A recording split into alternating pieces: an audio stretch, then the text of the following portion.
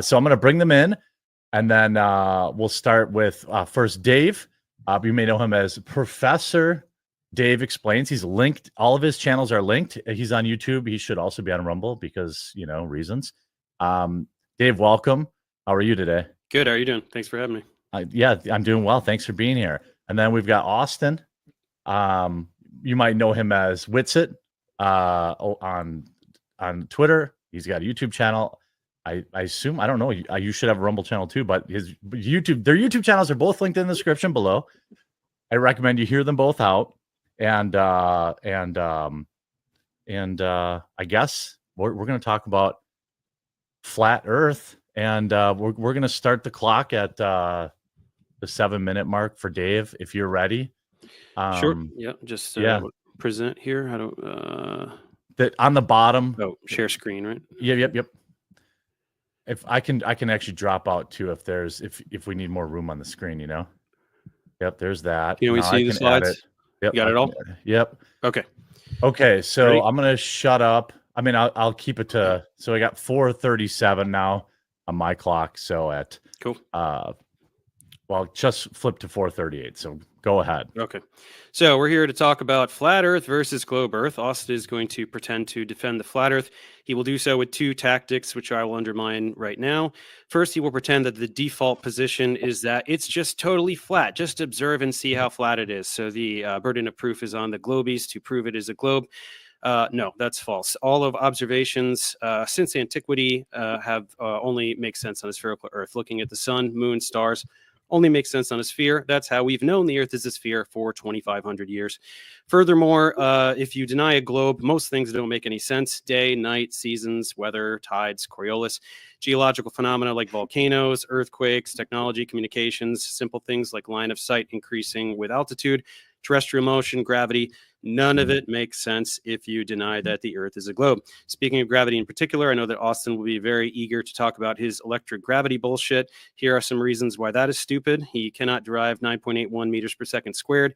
He cannot explain why this value is based on Earth's mass. He cannot explain why G varies precisely with Earth's radius and your altitude. Despite electromagnetism being both attractive and repulsive, he cannot make anything significantly massive fall up. And no, his little middle school science project with a piece of styrofoam doesn't count. He cannot explain why there's no discrepancy in the motion of objects with differing properties, paramagnetic, diamagnetic, ferromagnetic.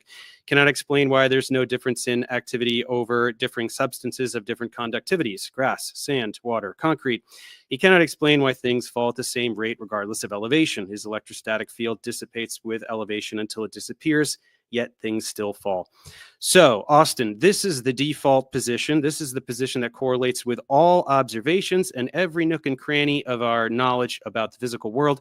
If you would like to make a case for the contrary, feel free to do so and make sure to bring quantitative predictions. The second tactic he will use is because he knows the flat Earth is so unbelievably indefensible, he will try to obfuscate by turning it into a discussion of geocentrism versus heliocentrism. He does this because he relies on using word salad about esoteric topics in modern physics, like relativity and certain experiments from the 19th and 20th centuries. Unfortunately, though, for him, geocentrism utilizes a spherical Earth. That's right, the Ptolemaic geocentric model that was used from antiquity until Copernicus uses a spherical Earth. So if he would like to change the topic of the debate completely from flat Earth versus round Earth to geocentrism versus heliocentrism, I'm willing to entertain that if he first admits that the Earth is a sphere. And he has to mean it. If he is unable to make that concession, I will continually drag him back to very simple, naked eye observations and basic logic that prove the Earth is a sphere without any understanding of physics whatsoever. Number one, the observations of the stars. In the northern hemisphere, the stars rotate counterclockwise. In the southern hemisphere, they rotate clockwise. This makes absolutely no sense on the pizza land. Why would the sky be rotating in opposite directions just depending on where you're standing? Also, why can't we all see the same stars? If you have a line of sight to a star, you should be able to see it. Both of these make perfect sense on a rotating sphere. You have two celestial poles, and the Earth is rotating, and then we can't see through the Earth. That's why you can't see certain stars. So in the north, can't see Southern Cross. In the south, can't see Polaris. Speaking of the Southern Cross, in order to get the pizza land, he has to take the point that is the South Pole and unwrap it to get the perimeter of the pizza. And that results in total absurdities like these three people all looking at the Southern Cross at the same time, despite looking at completely different directions. That makes no sense at all. Again, on a sphere makes perfect sense where south actually means something, and they're all looking at the South Pole. Number 2, day and night and regions of illumination. This is very bad for the Flurfies because in the winter months, they need to take the sun all the way out to the periphery of the disk, and that would result in most of the pizza being dark everywhere most of the time. Of course, in reality, the opposite is true. The edge of Antarctica in these winter months is illuminated almost all the time. So how does the light get all the way over there? And then you don't even have to go all the way to Antarctica. You can go to Ushuaia, which is at the tip of South America, where people live, and that must be illuminated around 70% of the trajectory, while places like Point Barrow, Alaska, experience 24-hour night. In order to try to explain this, they have to make light do things that it doesn't do, and in fact, flat earthers do not ever try to explain this at all. It gets even worse if you go all the way to the South Pole. There is a 24-hour sun there, which completely obliterates the flat Earth, as flat earthers themselves admit. And that is why a rich person lately has been offering fully paid trips to the South Pole so that flat earthers can see the 24-hour sun, and they are all busy crapping their pants trying to make excuses to not go. Once again, on a globe Earth, this makes perfect sense. Day is when you're facing the sun. Night is when you're facing away. Pretty simple. Number 3, Southern Hemisphere causes trouble. For years, flat earthers have been pretending that there are no direct flights in the Southern Hemisphere. This is wrong. There are many. Sydney to Santiago is one of them. And this goes both ways, nonstop, in both directions over the Pacific Ocean. And then we have the Antarctica Cup Ocean Race, which is a boat race that circumnavigates Antarctica. They go all the way around every year. And neither of these things make an ounce of sense on a flat Earth. You would have to have for the flight, the Sydney to Santiago takes this incredibly enormous arced path instead of going the straight line path, and neither of which could be done in 12 hours anyway. And then the boat race would have to go around the entire world, always steering away from Antarctica instead of towards it, which it doesn't do. So all of these observations are very extremely basic, intuitive ways to prove that the Earth isn't flat. Okay, these all obliterate the flat Earth. They prove without a doubt that the Earth is a sphere. Every single one of them does this. Austin is unable to discuss any of these topics. He has no ability to explain any of these observations on a flat Earth, and so he will desperately try to pivot and turn this into a debate about geocentrism versus heliocentrism. Unfortunately, that's not the topic of the debate. If he wants to have that debate, that's totally fine. He must simply concede this debate that we're having now, admit that the Earth is a sphere, and then we can talk about that completely separate other topic about whether the spherical Earth moves or not. All yours, Austin. Perfect. Hey, let me, perhaps I should have defined, Austin, I'll give you an extra 60 seconds, if that's okay with you, Dave, to define what flat Earth even is, or just because not everybody in my audience knows. Okay. I mean, I feel like it's pretty self-explanatory. But, you think so? Should we just go right to the 7? That the Earth is flat. That's kind of okay. Just so everyone knows, but also that the Earth is at the center of the universe too, right? Is that one? Are those two things combined? I mean, yeah, there is no universe if there's right. Okay, it doesn't matter. Go ahead. Whatever. Okay. Well, no, that's fine. We'll just go right to the Dave's. Or I'm sorry.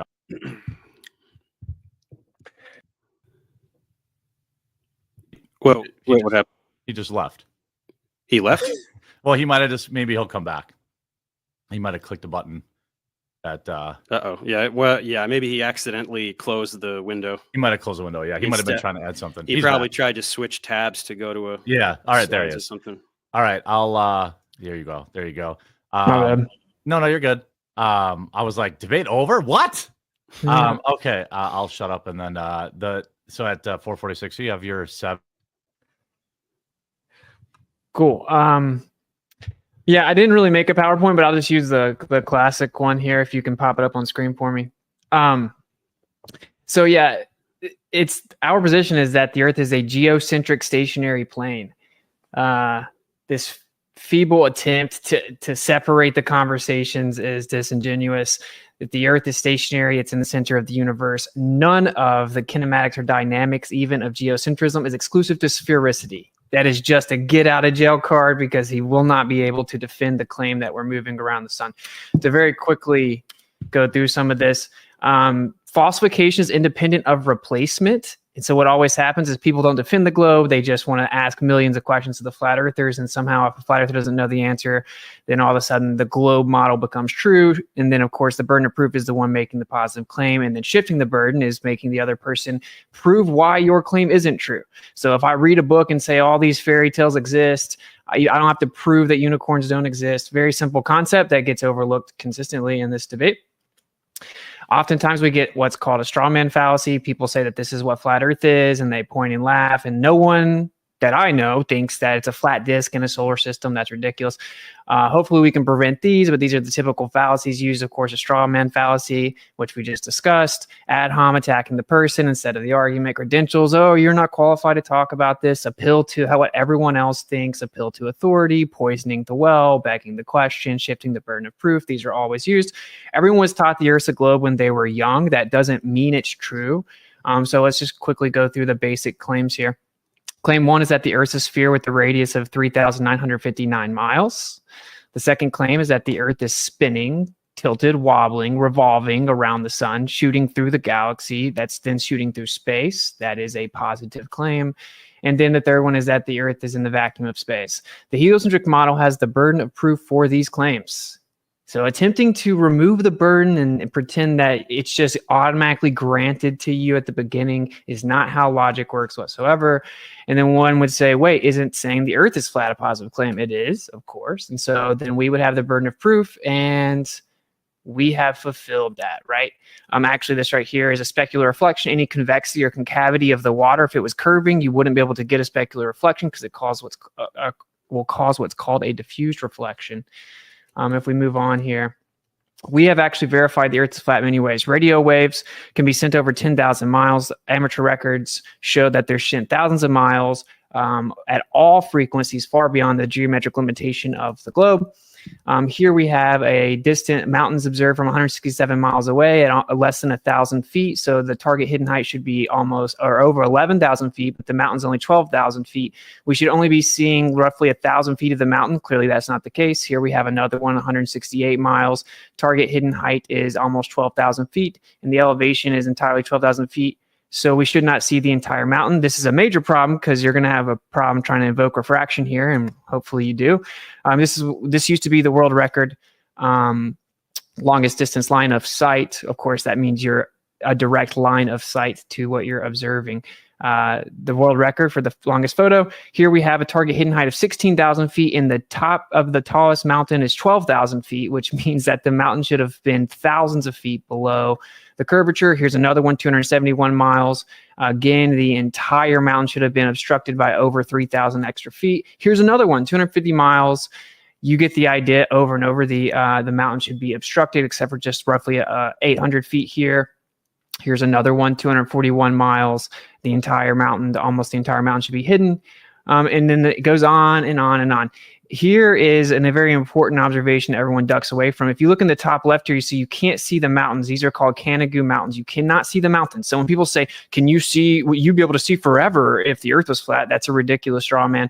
Even within a globe paradigm, you'd have to admit you can't see forever because of something called attenuation. The light gets absorbed into the medium. We cannot see the mountains until the sun gets behind it. Due to the intensity of the light from the sun, you now get a silhouette, and we can see the Canigou Mountains. These should have been completely obstructed. You can buy a plane ticket right now for 2 specific days of the year, and you'll know that you'll see the mountains because of a silhouette based on where the sun sets. So I guess refraction is just colluding with the calendar and with the atmosphere to make the Earth look flat over and over. Of course, as a silhouette, refraction affects light, not the absence of light. Here to address his straw man about the geocentrism thing, these are projected onto a plane. These are literally azimuthal projections. So to say that it requires sphericity is ridiculous. Here we see that all the paths of the planets fit right within a ferrocell cell magnet torus field. Okay, what a coincidence. And to address this misnomer that sunsets are impossible on a flat Earth and they just go behind the curve of the Earth, that is also not true. Here we see the sun disappearing above the horizon with a horizontal line blocking the bottom of it far above the horizon. This is proof that the sun can disappear up above the horizon due to atmospheric conditions. Of course, we have tons of assumptions when it comes to the military that the Earth is flat. Specular reflection, again, I'm going to kind of speed through these, but specular reflection, you see that just a small concavity or convexity in the water actually causes what's called a diffused reflection. You'll see here in the left. So you actually need a flat surface to have a specular reflection. We see these over long distances consistently. So we'll just skip over here. So, and then of course, the globe claims that the horizon is a physical, tangible surface, and it is not. It's literally a horizon that is apparent. That's why it is where the sky appears to meet the ground. So here we can get into some of the specifics here, but of course, also on a globe, the horizon should drop down and away from you as you increase altitude. What we see in reality is it rises with us, which is a major problem. So long story short, the entire globe model depends on the accuracy of the claimed radius value. And if that radius value is wrong, the entire model is wrong. So in closing, what I'm going to say is, again, falsification is independent of replacement. The literal default position is that the Earth is a stationary plane. The globe says, well, yeah, but it's so big it looks flat, and it's so big that based on the angular rate of motion, you can't tell that it's moving. Could that be true in theory? Sure, but that is a concession that the default position, based on empirical evidence and observation, is that the Earth is a stationary topographical plane, hence why we utilize it as such for all military technology, etc. Therefore, to make a claim that everything is antithetical to that, you objectively and logically have the burden of proof. And then we'll get into a lot of the things that he mischaracterized my arguments regarding throughout the debate, hopefully. But yep, there you go. Okay, thank you for the opener. I want to give you both. What do you think? Like, I assume there's one or two things that both of you have said or that strongly disagree with. Other. Do you want me to open it up to just give you both a 5-minute period for rebuttal? No, or do you just want to leave it open? We can dig into it. Okay. Why don't what was the first particular topic maybe that Dave you want to poke around? Well, Austin is denying this idea. He's insisting that the default position is the flat plane, empirically, observably, everything observable. Okay, so explain the observations from antiquity that I told you. How are you getting the sky to rotate in opposite directions depending on where you're standing? Let's start with there. How observable is that? How does that fit with your default? This is what always happens. Instead of providing evidence that the surface is curving, you're saying, well, but if it's not, then how does this happen? No curved surface. You said the default position, flat plane.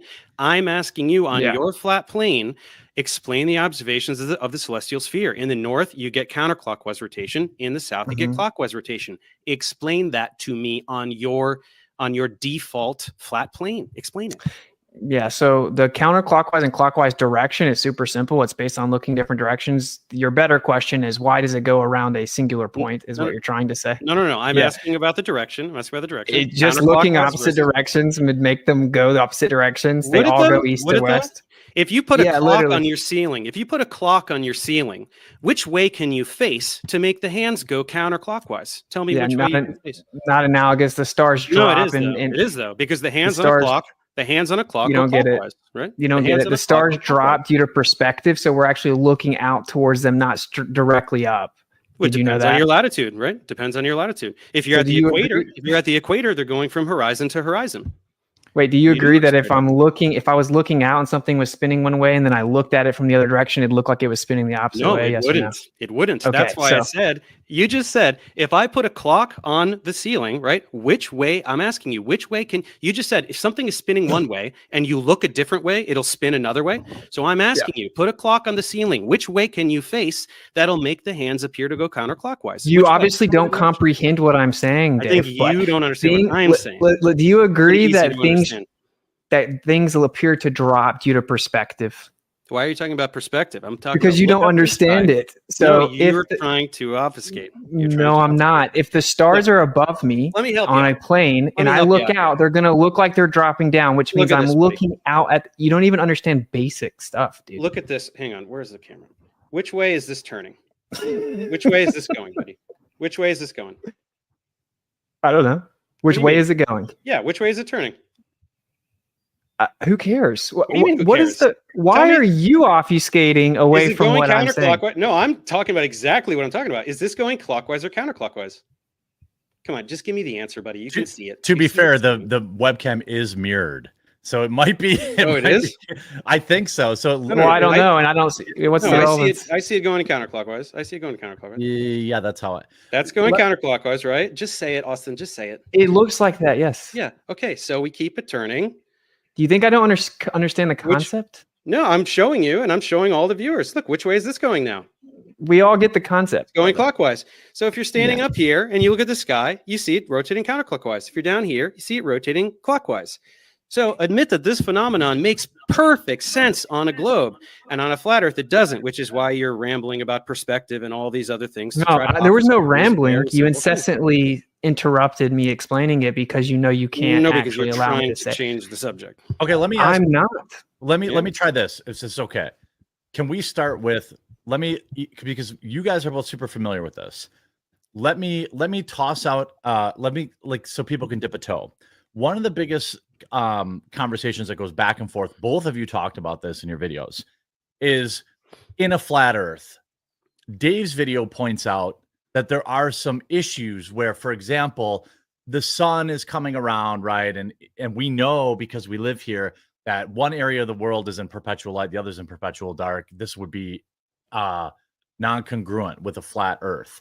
So what is the flat Earth position? Am I describing that fairly, Dave? I'm oversimplifying. Sure. The flat Earth cannot explain the region. That was my second point. That it cannot explain the regions. That's what I was of trying to illumination. remember. Yeah. Okay. So what The is regions of what? The regions of illumination, the parts of the Earth that Yeah. are day or night at any given time. Yeah, You but have I know absolutely you zero know ability. the answer. So I've Yeah, heard that the Earth is answer the given story. to the viewers? No, don't but know Dave that. knows the answer. But So there's 10,000 people something The called watching. answer know. is that if you're facing the sun, it's day, and if you're not, it's night. That's the answer. Dude, It's Dave, I'm pretty gonna easy to enlighten you, bro. understand. If you don't allow the Thank other you. person's point to be made, you didn't win anything. Yeah, No matter yeah. how much Go coping's ahead. going on We're in the waiting chat. for you to make a point. Go ahead. Okay, it's Yeah, called a just- coffee cup caustic. It's a literal physical effect that can be replicated. The light will actually bend around the rim of any type of containment. It can literally be demonstrated and shown to perfectly replicate the seasons, the perfect light distribution on a plane Earth. You're objectively though? wrong. You've had this presented to you, and now you're back here in front of people Who's pretending you presented don't this know to what me? it is. Who has presented this to me? Dave If you Weiss guys did. I could- watched it. No, Weiss floundered like a buffoon. That's why you guys all call him No. controlled opposition now.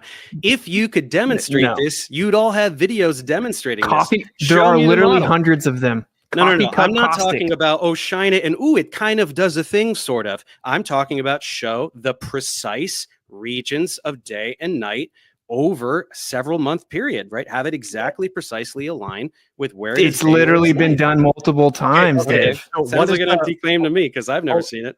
Yeah. Yeah, Okay. you have. So okay, hold on.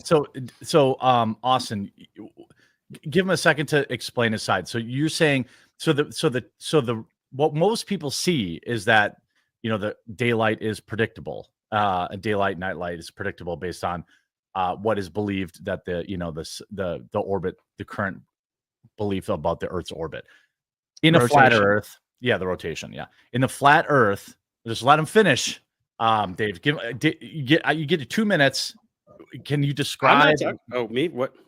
No, sorry. I'm gonna shoot it back to you for 2 minutes, but Oh, sure. give Austin 2 minutes to describe what he's talking. Because I just want you guys to remember, like, the audience doesn't know what coffee cup, whatever it Sure. is, right? Right, So 'cause it remember, doesn't mean anything. okay, but remember, you're talking to like normies. Sure. Okay, so That's what I'm asking. So Austin, you have 2 minutes. Describe. Okay. We talked about how the sunlight stuff goes on. So 2 minutes, and then Dave, you get 2 minutes. Okay. So if you type in coffee cup caustic, which I will literally look, I'll share the screen. And Dave has been shown this in Stay on his top. debate. Stay on point, though. Stay on point. Oh, okay. I am. Yeah. I am. Answer my The- question. Yeah. Oh, okay. Just Google coffee cup caustic. If I have a coffee cup, if I took the lid off of my coffee cup and then light was shining in from the window, what will happen because of the rim is the light will hit inside the coffee cup and wrap around the entire rim. I can take this little flat earth model right here and do it live. I'd have to cut all the lights off, and since the windows are open, I can't. So it's very simple to explain it. There you go. It wraps around. Now, if you apply this to a flat earth, you will be able to perfectly replicate the distribution of light that gives us day and night, depending depending on the proximity of the source of light. It's easily done. Everyone knows that, and you can look it up. If you're new to that, that's fine, but just look it up, right? And the way that we determine sunset time is with the equation of time, which uses the apparent sun. It uses the mean of the apparent sun. So we don't even use the globe model and a physical location of the sun to determine sunset time or day and night distribution. In the real world, we use the equation of time. So you can replicate this on a flat Earth. It goes in the globe Earth and flat Earth basket. It isn't exclusive to either one. Now, how does this, and I'm going to kick it over to Dave after this question, but I watched his debunk video, which is a little bit older, but has a zillion views. So congrats on that. But there's like, let's say you have this coffee cup caustic, right? And his claim is that there's like perpetual night, daylight in this spot and perpetual night in this spot, right? Am I representing that accurately? Yes, near the solstices, there are places with 24-hour night and 24-hour day. So how does that figure into this? Yeah. Look, okay, I'll share the screen so everyone can see it. Okay. Does that work? We'll just do that. So I gotta find which one it is. Here we go. Okay. I got you. Okay. If you see here, this is a demonstration of the coffee cup caustic. Okay. That's what this is. So if you look, you put a dome over at the top of the flat Earth, you're going to take a light source. It's going to give you see the distribution of the equinoxes and the solstice right there below it. Now watch what the light does. Now look at it wrap all the way around the outside. Okay, this is called coffee cup caustic, meaning if there was a container on the Earth, it would literally have to do this. It would have to do this. And yes, all the mathematics has been shown, and I could pull that up if I need to. Well, so the math has been shown.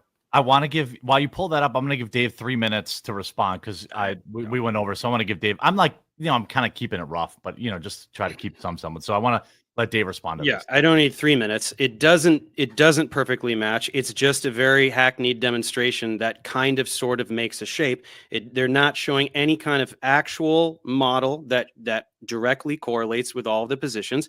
So number one, it absolutely does not correlate with the times of day and night. Doesn't do it. But second of all, it also creates gigantic problems because in order to get this, you're pretending that there's this dome, magical dome or whatever the hell you're talking about that's giving this effect, which number one isn't there. Right? You cannot demonstrate that this dome is there. But number two, it creates other problems because if you're saying that the sun is outside of this dome, then you don't get to have the sun inside the dome for the magical explanation for tides and all these other things that don't make sense on a flat Earth that you're pretending that the sun and the moon do, right? Yeah. Now, when Dave mentions this is another point of contention. I just, you guys are going at it, but I just want to keep everyone else in the loop. There is one of the points of contention is whether or not in the flat Earth model, and you guys correct me if I'm wrong, is whether or not the sun is inside or outside of this hypothetical dome. Because in one case, it's responsible for the tides and this, that, and the other. And then the other case, it's responsible. What is it? Tides and what did you storms? Everything. Yeah. Right? Coriolis. So what is storms rotate in opposite directions depending on the hemisphere? Everything. Oh my gosh. So okay, all right. So Austin, I'll give you. Go ahead and respond to that. Okay. Yeah. So we don't know what's above us because you can't freely just shoot stuff up as high as you want to. Okay. And GPS cuts off over a certain height. It's all militarized. But there could be layers to it. I don't know if you've ever thought of that, Dave, but there could just be layers. There could be multiple layers. And yeah, we know the sun affects things here. Tides don't work. You just gish gobs. Tides don't even work in your model. You can look up a paper by a Harvard paper, a century of tidal theory failures. Gotcha. Yeah. Okay, it's very simple. But this was if the whole debate is just, hey, let's just start spamming Austin with questions of how would this work on a flat Earth. That's not a debate. You're supposed to support the claim the Earth's a spinning ball. I showed direct falsification of it in my PowerPoint. So avoiding that is totally disingenuous. Like the rotation of the night sky, depending on latitude, and you can't answer. You just say the word perspective and run away. So Dave, no, I got 3 words out and you interrupted it. No, you were free to answer. That's all you could do. Let me remember we did the whole thing with the clock on the ceiling, and you have no idea what you're talking about. You said that, fellas. Let me do. Okay, I'll play ball. I think that's fair. Why don't I give Dave and Austin both blocks of time? Dave, defend your position I'll give you 5 minutes enough, you think? No, we That's don't it. need to. I mean, longer chunks of time are just time for word salads, right? We need to actually. All right, discuss defend this. that the Earth is a globe, and then when you're done, I'll pass it to Austin and let him Yeah. defend that. Well, I mean, right? look, That's I'm what you're just- asking for, Austin, right? So I'm gonna do that. I want him to rebut the specific falsification of the globe where we see things from hundreds of miles away that should be obstructed by literal miles of vertical Yeah. Okay, curvature, pick one including thing. silhouettes. Pick, 'Cause you pick don't. one thing. Pick Those are one thing lies. like that. Okay, so you go. that is the question. Okay. The Dave, question is, go why ahead. do we see too far? And the answer is, we don't. Sorry, they're all lies. Every time you do a picture like that, you're lying about the distance, you're lying about the elevation, right? The altitude from which the picture is taken. You're just lying, right? All of What these is the, things. what is the have been debunked. picture you're talking about? Is this a picture where it's like, oh, here's a mountain that's They really just take pictures and like, look at this thing that's so far away, we shouldn't be able to see it. Or like, here's the Chicago skyline from across the lake, well, we shouldn't be able to see it. They're just always lying. They're just lying about the distance. They're lying about various. Bro, those were Oh, no. everyone I showed was from a professional photography website that has nothing to do with flat Earth, with So? all of the information listed. Austin, Your can you give me- model can you doesn't share claim one? that the distances are wrong. That isn't share your one? model's answer. No, Austin, you can guys you share just one? lie. You guys just lie. That's all it is. You just lie about how far away things are and how high. It's the a altitude is. professional photography website. It has nothing to Okay. do with flat Earth. Well, Can you, I share, don't- can you share one so people can see what you guys are talking about, yeah, please? show the- Sure. Anyone you want, as long as Dave agrees that it looks good. Share one that you think, Austin, that you think. I'm trying to, share one that you think supports your position, and then Dave can debunk the photo, or he can share his criticisms of the photo. And while he's looking that up, I want to give everyone a chance, let you know. I'm joined here by two creators, two commentators, both Witsit Gets It Done on YouTube, linked in the description. It's at YouTube at Witsit, and as well as Professor Dave. Also enjoyed your Terrence Howard video because I think he actually is legitimately insane, but that I don't know.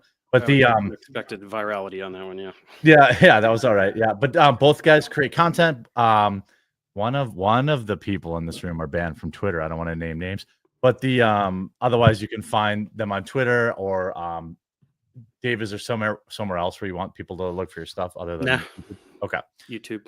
One of these guys in the room is also propped up by all the algorithms. All right, Yeah, all right. I make That's not popular debating. content, man. I make popular content because it's anyone's funny to popular- Wait, watch. you're algorithm. prioritized by the algorithm.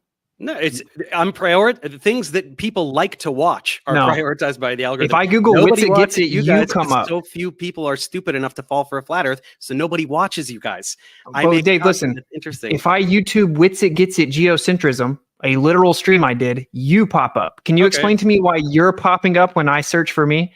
Okay, let's not play games. Let's try it. I'm Yeah, waiting it's right now. YouTube admitted in Congress they deprioritize Gets it. flat Earth content because it's misinformation. So Geocentrism. what? Yeah, I don't get it. I got if the Earth is flat, what's under it? Shorts. Yeah, Solar that's what I system got. from Earth's That's Of what I perspective. course, because it's heavily censored. It doesn't mean it's true, but we don't have to play this game that like I you're got a not propped T-Pain up. video. Jeff recommends popular content, but I make very good, informative, educational content. as Look at well that. as What do you debunk- wait? Go down. Go down. Go down. What do you have to do with Okay. Witsit Gets to geocentrism? What's the third What does your video have to do with it? You I just don't know. proved my point live for the whole entire audience. Maybe I Thank put you. the keyword geocentrism in there. I don't even remember what my keywords are. No, you didn't. No, you didn't. You don't know. You don't know what my keywords are. I know for a fact you did it. So anyway, You don't Anyway, have let's access get to back my to the YouTube photo. because studio. I've You don't know tested, what my I've keywords tested are. this because you're the number one propped up anti-flat Earth. Dude. They admitted in Congress that they consider it misinformation, so they deprioritize it and they prioritize the information correcting the misinformation. That would be you, according to them. So they prioritize you. If you look up anything flat Earth related, you get Professor Dave. Okay, we all know that content blows the rest of your content out. That's why you got so many tens of millions of views. Look, I have 1,500 tutorials. Do we really want to talk about my education? No, bro, I'm not even. I hope you. Good luck, brother. I'm not hating on you or your success. I'm just pointing out. No, you definitely. I'm literally not, dude. If you make $400 million, I don't care. I wish you would. I don't care. Doesn't matter. I'm just pointing out, bro. I'm just pointing out the objective fact that it's CPARC. Austin, I love you, but hold on. Now, here's a picture that Austin shared. Nobody denies that this picture exists. Austin, what do you say this is showing? Now, remember, I keep bringing it back because people who are watching aren't as balls deep as you guys both are in the topic. You know what I mean? Sure. So this is just a picture to me. What does this show? Okay. So this was the world record at the time. It's been beaten now for the longest line of sight photograph ever taken. This is a mountain called Pic Gaspard. Okay. And it was so now on a globe, if I look out, the Earth should be curving and blocking things in the distance, similar to how I can't look around a corner, right? If I look, it's like looking at a hill. So if based on your height, taken at 12,000 feet though, right? Correct. Right. So what you do is you pull up Earth Curve Calculator, you put the observer height in, and then it'll tell you where the horizon will be, and it'll tell you how much of the target hidden height there is. So this is from the Earth Curve Calculator, official calculator. And if you look at it, the observer was 9,000 feet up. The target hidden height, meaning how much Earth curvature should be there, is 16,000 feet. And the top of the tallest part of the mountain is only 12,000 feet. That means the top of that mountain should be 4,000 feet below Earth curvature. Okay. And then Dave, what do you say to that? Two things. One, I cannot verify any of those numbers. Those could absolutely be fabricated by you. And number two, we're not doing any of the math. So those are two things that are not being verified. So instead, let's talk about something purely conceptual and intuitive. Why can we see farther with elevation? You're on the screen. Be careful. What happened? I know. Awesome. Okay. I was just saying, this guy's just denying basic math. I put my own home address on when I didn't realize it. So I was just telling I guess you could look. Okay. Yeah. Okay, let me finish the thing I was saying. Go ahead. Sorry, Dave. Go ahead. So we can't verify any of these numbers. So instead, let's just talk about something very simple and intuitive. If we are looking at something at the horizon, if we go up in elevation, we can see farther. That is not intuitive on a flat Earth because that actually increases the distance to the horizon, right? If you're going up, now there's an additional distance, right? If you get a hypotenuse, that's always going to be longer than the leg there. So why can we see further with higher elevation? That doesn't make any sense. Okay, that's insanely incorrect. So you change your angle of view. Correct. Okay, so just to address the point, right? I did. Okay, go ahead. Within 7 seconds. Austin, he made a claim you're that here it doesn't make any sense. If you go up, this is math. even farther now, right? If you're here and you're looking at something here and you go up in elevation, that thing is now further away from you. So why can you see further with additional elevation? Because you're increasing your angle of view. Increasing your You didn't know that? You can see how can you see a further distance? We're not talking about an angle, a further distance. How can you see? Because now you're changing your angle of view, so you're increasing your angular resolution and the things that you can pick up in the distance. Also, the ground ramps up due to perspective. Dude, just imagine, just think about it simply. If I was on a flat floor and I laid my head down on the floor, as I start to stand up, I'm going to be able to see further along the floor because my angle of view increases. This is again not exclusive to a globe Earth. And you deflected away from the observation that refutes the globe again? Because I can't verify any of these numbers or the math. They're just lying about them. Okay, so if the numbers are correct, then you concede it refutes the globe? Probably not. No. Okay, then answer it as if the answer, because these are not my numbers. Okay, I don't know that. Everyone at home's gonna be able to go look it up. It's a official professional photography website. I want to let you guys both know. At the start of the show, I did a poll. Just so it's with about 3,000 votes, it's 65% Globe Gang, 35% Flat Friend, which I thought I'm going to run it again at the end because I thought this would be fun and a fun experience. Well, nobody's going to change their mind here. Well, you're probably true. So you've watched online debates before, Dave. So yeah. Well, no, not really. He brings his flat Earth, people, and I mean they impervious to facts and logic, so they're not going to change. Says the guy that says ducking a picture.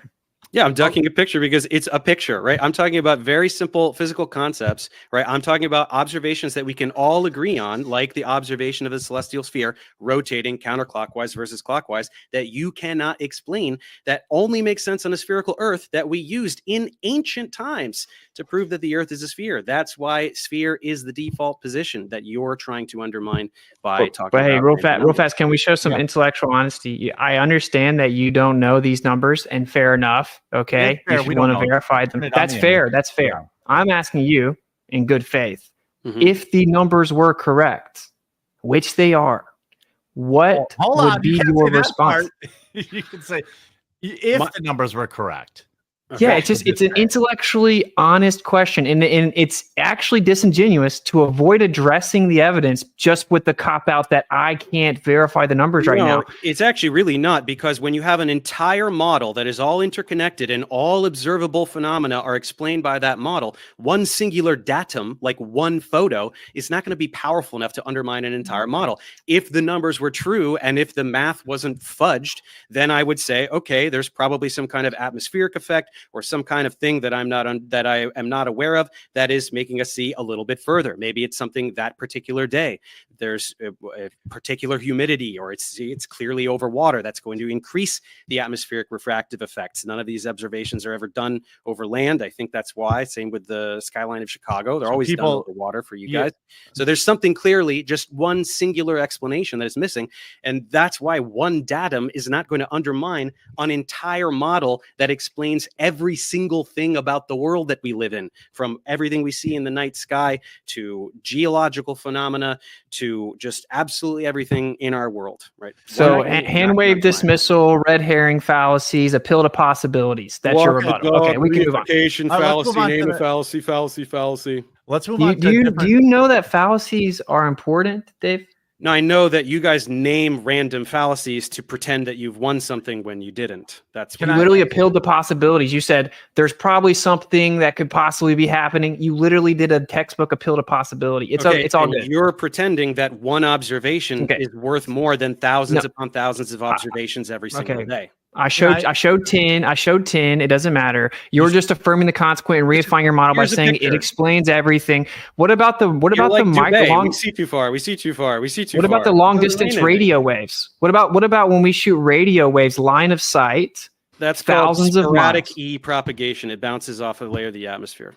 Okay, that's called skywave propagation. Okay, hold on. Sporadic E propagation. Everyone's had their say on that. Okay, let me ask you. Another thing that I found fascinating as a normie is the contention between the what do they call you, Dave? A glober? I don't know. What is the name? Heads, globe. Globe. I don't care. And then so the globe people and the flat people is the idea that's one of the things that I saw Austin talk about and you talk about was that essentially 5,000 years ago, there was a different North Star. And the question around whether or not the stars move, because that is actually paramount to the idea that the Earth is rotating around the sun versus the Earth being the center of the universe.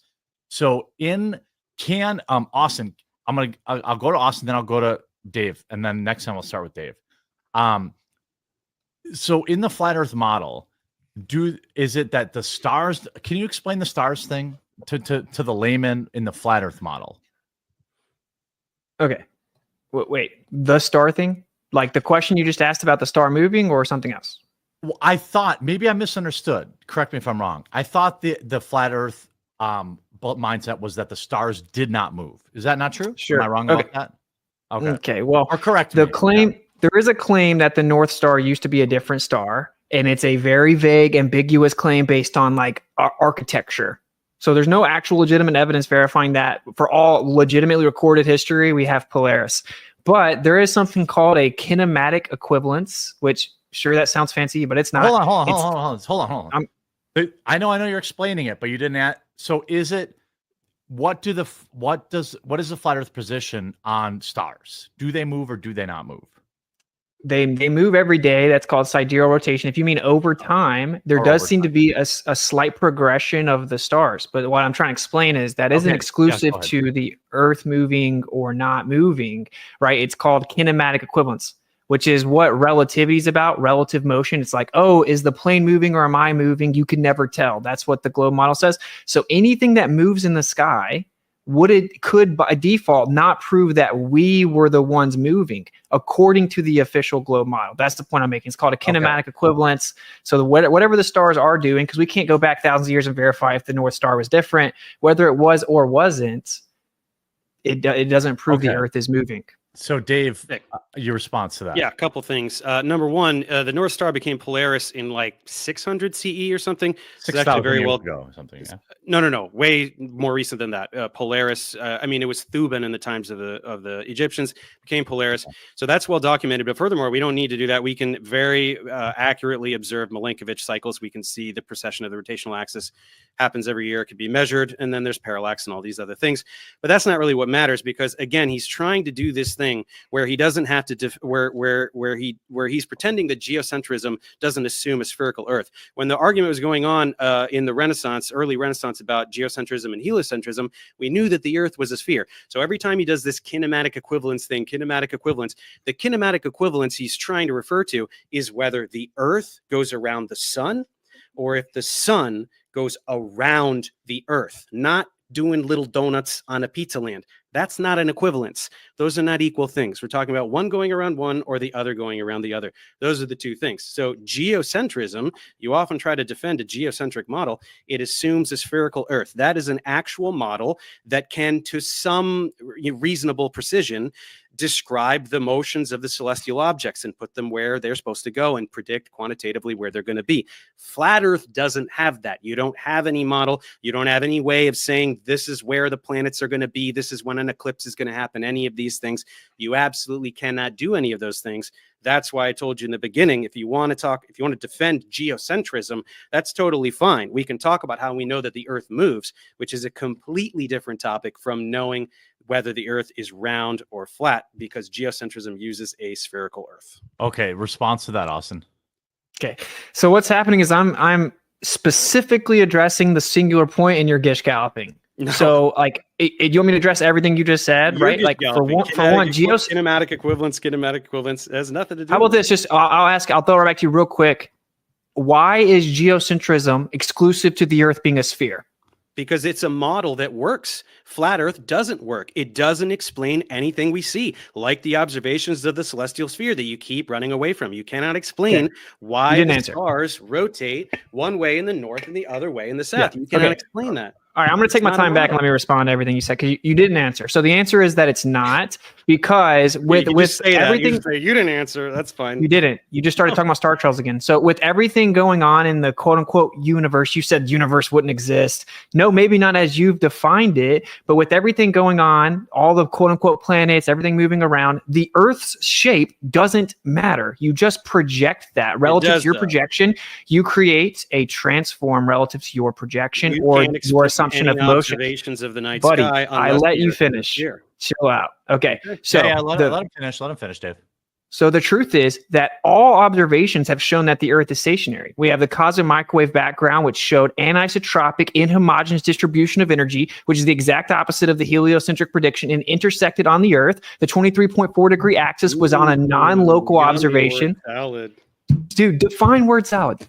You're just using words. You're trying to pretend that cosmology proves the Earth is flat. Then all cosmologists would be flat earthers. Do you have any idea how insane you sound? No, it's not. You're pretending to understand cosmology. You're pretending to. What did I say that was word salad, Dave?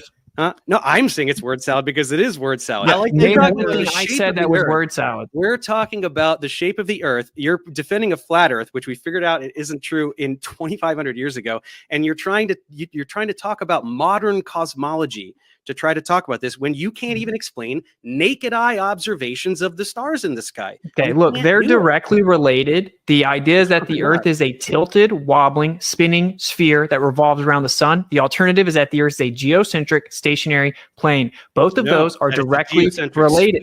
That is a stationary sphere. Was the alternative prior to heliocentrism? We thought that it was a stationary. Stop interrupting. Sphere. Hold on. You keep going off the rails. I got to bring you back to what we're talking about. Hold on, guys. Okay, I'm getting some flack for allowing too much interruptions. That's on me.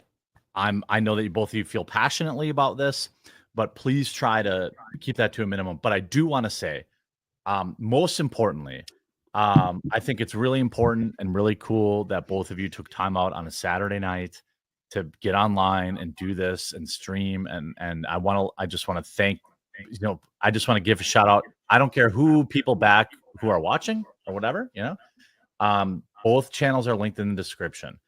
Witsit gets it, if you know, or Professor Dave, ideally you'd subscribe to both and consume both people's content and, you know, make up your own mind.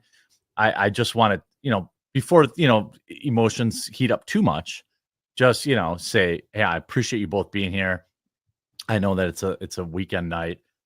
Can I, if you'll allow me, I'm getting called a coward for not bringing up The Edge, apparently, which is, I assume, one of the more controversial opinions that and Austin, I think it's fair for you to say, hey, I showed up and I'm the one that has to answer. I'm the one that has to defend all our positions.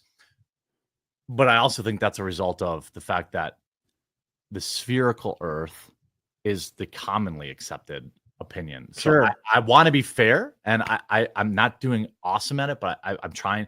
So I want to say, like, if there are specific positions against the sphere or against that you want Dave to answer for, you know, I want to give you that opportunity. But one thing that is what I found fascinating today was the idea of the ice wall or Antarctica. There's a lot of craziness around that, because what I thought, just being unbiased, trying to be unbiased, but I guess being honest, that is very hard for me to believe.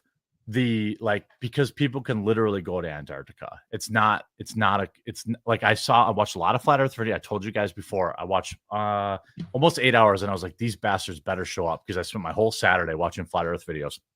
But like, I was watching like the Antarctica thing, which is a common talking point, and people go there all the time. So what is the Flat Earth position about the rim? Basically, that's what people in chat are asking. That what's going on the edges in the Flat Earth? And then Dave, I'll give you a chance to. Is that okay? I'll give you a chance to respond to that. Okay. All right. First of all, to address the first part, I'm cool with asking questions. That's the natural response, because Flat Earth is so out of left field for most people. Yeah. But that's more of like a normal conversation thing, not a like he's supposed to be debating me thing. But it's all good. Okay. I'm pretty chill. I mean, I can let you guys just go at it too, if that's what you want. No, it's cool. I'm going to answer your question. Okay. This is the typically held position. You cannot freely and privately explore past the 60th south latitude, okay, which is a ring around the outside. So to independently and freely identify and verify what all is out there is not possible. Do people go there? Yes, you can go on approved guided tours. Most of the time, it's like just a couple locations. They say it's super dangerous. I have a friend that this is anecdotal, but a former NASA employee was stationed there for 6 months. He's a flat earther. It's admittedly the highest elevation on Earth. So when people say ice wall, I mean, there are videos and pictures of what you would call an ice wall. It's the highest elevation on the Earth. Hold on. Highest elevation on Earth in Antarctica? Highest average elevation. So not like Mount Everest, the highest average elevation of a continent. Okay. That might be. So we're saying we don't know what's there. And oftentimes people get this straw man. It's like flat earthers say you can't go to Antarctica. People go there all the time. No, we're saying you can't freely and privately explore it, right? Like if I let you in my house, but you couldn't go upstairs, you couldn't tell me what was upstairs, right? Sex dungeon. I would know.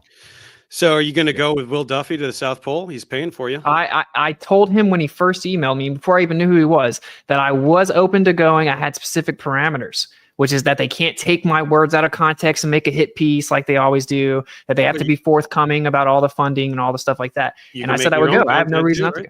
Hold on, Dave. Can you explain the Will? Because I know about the Will Duffy thing, but most people watching. Yeah, I didn't know. I was getting these emails and not even knowing who he was, so I didn't reply. But he was this guy, Will Duffy, has been emailing flat earthers and people who make flat Earth debunking content about paying to bring some people to the South Pole to observe the 24-hour sun. He's like some eccentric billionaire guy, right? I don't really know anything about him, and I don't know how much money he has. I don't think he's a billionaire. I think he has enough money to pay for a couple people to go. Because I will go. I'll do the South Pole tour. I wouldn't. I have things to do, but I would love for some flat earthers to go and see the 24-hour sun. And most flat earthers are already making excuses. Weiss is saying he doesn't want to go because he's evil, Satan or something. I don't know what he's talking Austin about. said he would go. Okay, that's great. And Dave's position was that he doesn't respect people that are dishonest and hide behind anonymity and stuff like that. So whatever, I said I would go because, dude, I'm not scared of anything. You know I'm a flat earther. Did he contact you? Yeah. He sent like a mass email. And when I saw it, I responded. I said, dude, look, I'll go. It has to be transparent, honest. People have stolen money. They claim on their videos they're going to fly us, and then we contact them. They're like, I'm not going to actually fly you. That's just for my YouTube video. But he still has a GoFundMe up to make flat earthers look bad. So I said, if it's honest, I'll go. I'm not scared of the truth, dude. I'm a flat earther because you can go see mountains from hundreds of miles away consistently. It doesn't add up. The math doesn't add up. So anyway, and Can I bring it back? I don't know how that's going to manifest, but as of now, it looks like it could be me and Jaron going with, I guess, Dave McKeegan or something. But well, I give you. And when we don't see the 24-hour sun, what are you going to have to see? So if you go, all right, right here and right now, you go, you see 24-hour sun, you come back, you make a video, because look, I saw this in Dave's video. I feel like I've saw you, and I have also. Everyone's been wrong. It's not like a big deal. I'm not saying you are, but I'm saying, what will it take? Like, if you go down there and you see 24-hour sunlight, you'll come back and say, all right, cool. I'm cool. It's global. I'm a global guy now. What would it take if you went to the South Pole for you to change your mind? If I saw a 24-hour sun that does a 360 around me, like the Go predicts, I would readily admit that does. What's a 360 around me look like? Like the sun should just do a full circle around you and never set, just like it does in the north in the midnight sun. It should do the same thing in the south. What does it look like in Alaska when it's light for 24 hours there? It literally does. If you're far enough north, you can just see the sun do a full circle around you, which is what the flat Earth predicts as well. What's up, Dave? Do you have any issue with that? I don't know. I've never been there. No, great. I can't wait. I really hope they go, and then when they come back, that's the end of flat Earth, because that will be it. And let me finish what I was saying. Okay. Yes, go ahead. It would match the globe. I would step back and be like, whoa, I don't expect it to. So I would admit, that's weird. That matches the globe. That's not expected on the flat Earth from my understanding, blah, blah, blah. I'd openly admit it. Isn't that what you just did to me about the photograph? Or I was thinking of another explanation? What? No. I didn't even say that yet, but maybe. But a more definitive test actually is to charter a plane, fly far enough south, have multiple mechanical gyros spinning up that maintain rigidity in space. They should tip over as you go, and then it should flip over. So it should tip and flip based on the curvature of the Earth. If, say, that test and the 24-hour sun was actually manifested, which I don't have high hopes for, if I found out for sure the Earth's a globe, I would be the first one to come out and admit I was wrong. Because that doesn't prove one thing doesn't prove is that we're flying through space. It doesn't prove any of this other nonsense. Okay, well, let me ask this. So, I feel like Austin's been on a bit of the hot seat. So let me pose a question to Dave. I watched a bunch of your videos today. I actually really appreciate. I can definitely tell you're a teacher because all of your PowerPoint slides gave me PTSD back to my college days. I'm good with slides. Yeah. I actually, when I was getting my master's degree, I still had a professor that used overhead projectors that he had written in the 70s. Old school. Yeah. Yeah. But I've heard the terminology around flat Earth several times in your videos about grifting, right? Mm-hmm. What is the grift? What is the grift in saying that there's a flat Earth? Can you kind of describe that? Because I don't see a lot of these flat Earth guys being give me money. So what is it? It's just a little cult, and there's super chats, and they do the conferences and all these things. That's all it is. So there's it's not like a huge grift. It's not like Scientology or something, but okay. We all agree Scientology is a huge grift, right? I hope we all agree that. Yeah. Yeah, dude, flat Earth doesn't make you money, bro. I get demonetized all the time. I'm deprioritized. I had to lose a 6-figure job offer because I had flat Earth videos online. Okay. If you were gonna grift, why would you pick the thing that doesn't make money? Because you're it doesn't make a better grift. If you could do I've been debunking Billy Carson and some of these guys on the Rogan thing. That guy actually makes money lying about archaeology and ancient aliens and stuff like that. That would be a smarter grift. Anyway, but this is the problem. People are going to get so triggered that Dave's not being forced to actually address his improper claims. Okay, well, what is it? I'm just going to be real. No, he's right here. He's right. Okay, hold on, Dave. All right. What is it? Articulate the question that Dave has not answered, and then Dave, the floor is all yours. ears. Yeah. Okay, yeah. So like I explained earlier, when we looked at the cosmic microwave background, it actually showed that there was, he called this word salad, anisotropic. Wait, what is it? I just want to, we're not all, so what did you say? The what microwave? It's called the cosmic microwave background, CMB, which is just, you send something up high in the air and you read the electromagnetic radiation. There's the visible spectrum of light, then there's the non-visible spectrum. It's pulling in all the data from the light that you can't see with your eyes. If you've ever researched flat Earth, you know this image. right? Dave's seen the Probably, same. yeah. Most It has people nothing certainly. to do with flat Earth. I mean, this is cosmology. Oh, hold on. It- Yeah, but hold on, Dave. Okay. Hold on. Just let him. Yeah. Just let him. It's about It's Go about ahead. is the Earth moving or not? So in the current model that the Earth is flying around the sun, the universe, whatever, all the energy should be evenly distributed. That's called homogeneous, and it should be isotropic, meaning it has no preferred direction. Okay, but what they saw was that it was inhomogeneous and anisotropic, and actually the part that had a preferred direction intersected on the Earth, and they ended up calling it the axis of evil.